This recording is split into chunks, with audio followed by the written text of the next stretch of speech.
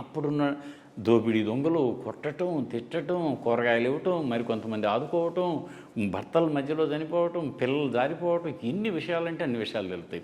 అది పక్కన పెడితే ఇక మీరు అన్నట్టుగా శ్రీశైలం యొక్క చరిత్ర అంటే మీకు అంటే 11వ శతాబ్దంలో మొదలై 18వ శతాబ్దం వరకు అలా విలసిల్లి విస్తృతం గావించబడింది.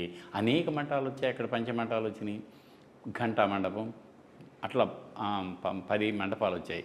దాని తర్వాత మళ్ళీ తిరుపతి వద్దాం. తిరుపతి మన అందరికీ తెలిసింది. తిరువేంగడం అని సంఘ సాహిత్యంలో క్రీస్తు పూర్వం, క్రీస్తుకు తొలి శతాబ్దాల్లో అప్పటికే అది తిరువేంగడంగా గుర్తింపు పొంది తిరువేంగడముడయ్యాన్ అక్కడున్న స్వామిని అలా పిలిచి అప్పటికే వెంకటేశ్వర స్వామి యొక్క ఆరాధనా స్థావరంగా ఉంది అన్నటువంటి ఒక ఆధారం ఉంది. దాని తర్వాత వస్తే మనకి నిజమైన ఆలయం రాతితో నిర్మించినటువంటిది మాత్రం శిథిలమైతే అందులో ఉన్న విగ్రహాన్ని మళ్ళీ బయటకు తీసి దానికి కళాకర్షణ చేసి జీర్ణోద్ధరణ గావించిన ఆవిడ మాత్రం శక్తి విటంకన్ అనే ఒక పల్లవ సామంతరాజు భార్య సామావై.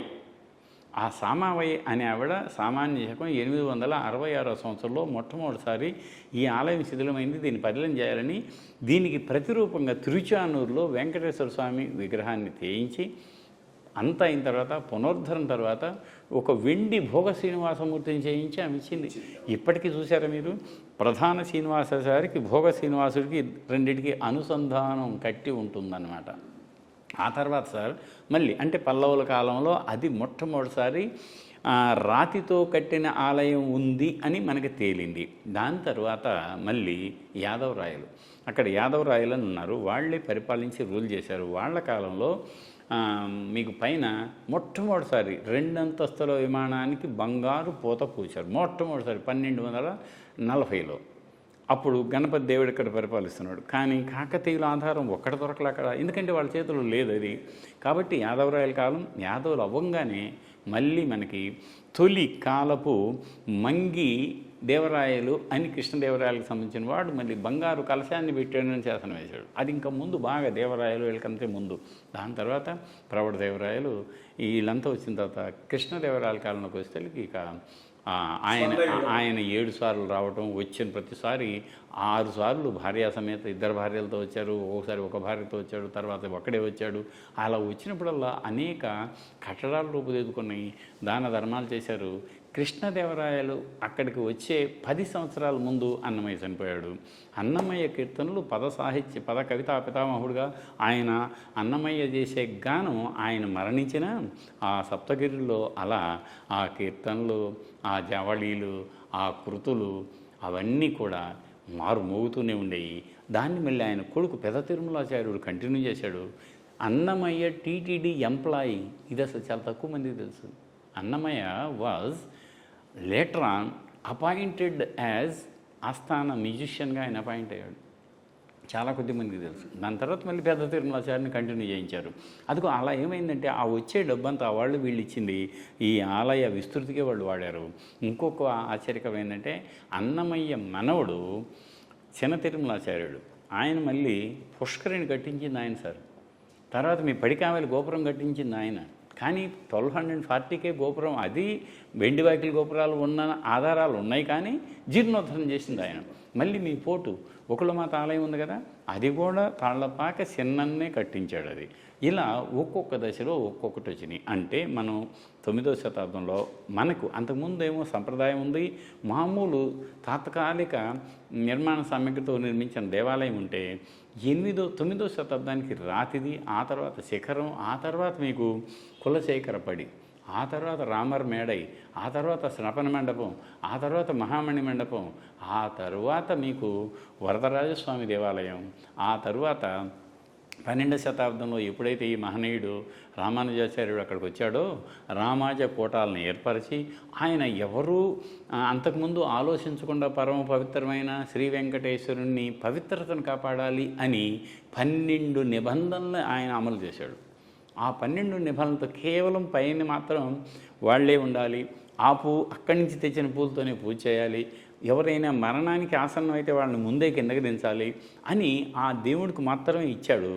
వచ్చిన వాళ్ళు ఎవరు ఇబ్బంది పడకూడదని రామానుజ కూటం అనేటువంటి అన్నదాన సత్రాలను పెట్టాడు ఆయన.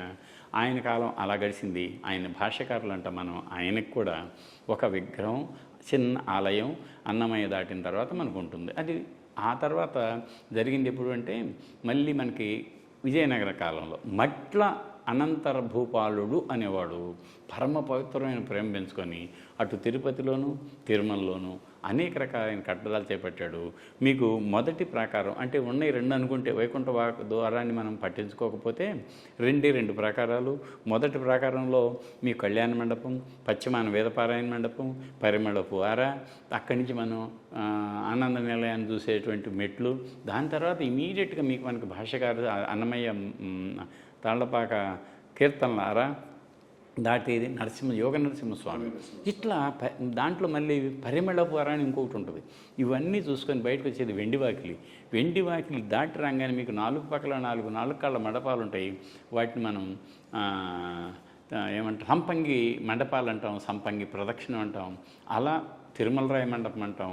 ఆ తర్వాత మీకు శ్రీరంగరాయల మండపం, శ్రీరంగనాథుని విగ్రహాన్ని తురుష్కులు తీసుకెళ్లే సందర్భంలో తీసుకొస్తే ఉత్సవ విగ్రహాన్ని అతి కష్టం మీద మోసుకొచ్చి 60 ఏళ్ల పాటు ఇక్కడ భద్రపరిచి మళ్ళీ అక్కడ తీసుకెళ్లారు కదా. ఇప్పటికీ రంగనాథ స్వామి ఆలయం, ఆయనకు సంబంధించినటువంటి చక్కటి కళ్యాణ మండపం ఉన్నాయి. ఇలా బయట కట్టిన ప్రతిమా మండపం అంటాం. శ్రీకృష్ణదేవరాయలు ఆయన 2 దేవేరులు ఉన్నదాన్ని ప్రతిమా మండపం అంటాం, అద్దాల మండపం అంటాం.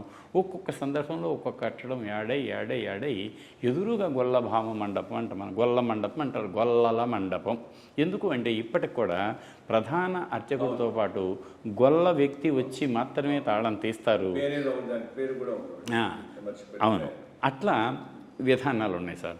అది తిరుమల ఆలయం నిజం చెప్పాలంటే ఒక విలక్షణమైనటువంటి హిందూ దేవాలయ వాస్తు శిల్పానికి ఒక ప్రత్యేకమైనటువంటి ప్రదర్శనశాల.